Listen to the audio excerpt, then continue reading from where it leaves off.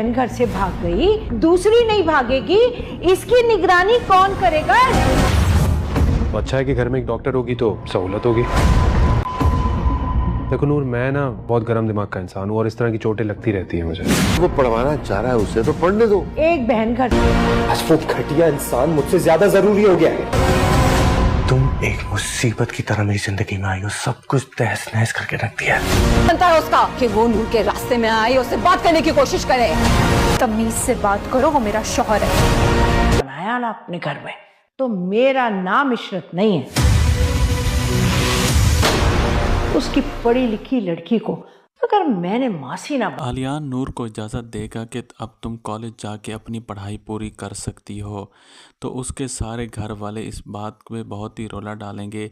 इशरत बेगम कहेंगी कि एक बहन घर से भाग गई है, अब तुम इजाज़त दे रहे हो कि वो कॉलेज में जाके अपनी पढ़ाई पूरी करे, तो हो सकता है ये भी वहाँ से भाग जाए, इसकी गारंटी कौन देगा? ये सुनकर तो नूर बहुत ही परेशान हो जाएगी। दूसरी तरफ आरिश नूर को फ़ोन करेगा और कहेगा कि अब तुम उस घटिया इंसान की तरफदारी करने लगी हो, तो नूर उसको कहेगी कि तमीज़ से बात करो, वो कोई और नहीं सिर्फ़ और सिर्फ मेरा शौहर है।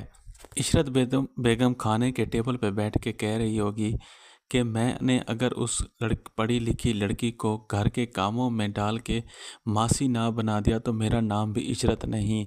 ये सब कुछ आलियान सुन रहा होगा और जैसे ही वो सामने आएगा तो इशरत बेगम के होश ही उड़ जाएंगे कि अब तुम कॉलेज जाके अपनी पढ़ाई पूरी कर सकती हो, तो उसके सारे घर वाले इस बात में बहुत ही रोला डालेंगे।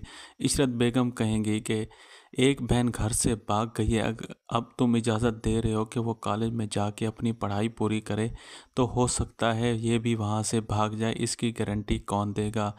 ये सुनकर तो नूर बहुत ही परेशान हो जाएगी। दूसरी तरफ आरिश नूर को फ़ोन करेगा और कहेगा कि अब तुम उस घटिया इंसान की तरफदारी करने लगी हो, तो नूर उसको कहेगी कि तमीज़ से बात करो, वो कोई और नहीं सिर्फ़ और सिर्फ मेरा शौहर है।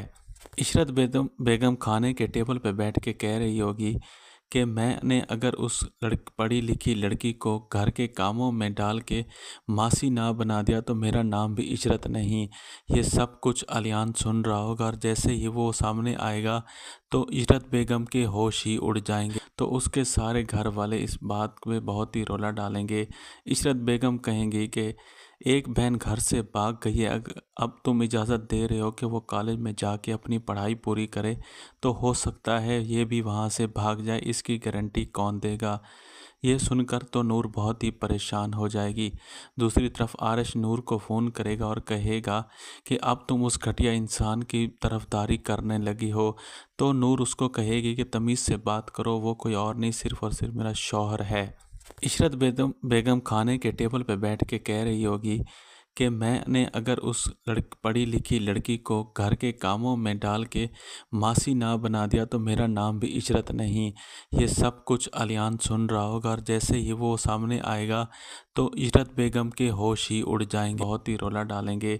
इशरत बेगम कहेंगी कि एक बहन घर से भाग गई है, अब तुम इजाज़त दे रहे हो कि वो कॉलेज में जाके अपनी पढ़ाई पूरी करे, तो हो सकता है ये भी वहाँ से भाग जाए, इसकी गारंटी कौन देगा? ये सुनकर तो नूर बहुत ही परेशान हो जाएगी। दूसरी तरफ आरिश नूर को फ़ोन करेगा और कहेगा कि अब तुम उस घटिया इंसान की तरफदारी करने लगी हो, तो नूर उसको कहेगी कि तमीज़ से बात करो, वो कोई और नहीं सिर्फ़ और सिर्फ मेरा शौहर है।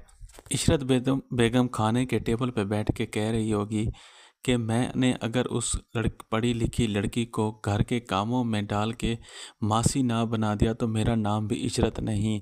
ये सब कुछ आलियान सुन रहा होगा और जैसे ही वो सामने आएगा तो इशरत बेगम के होश ही उड़ जाएंगे।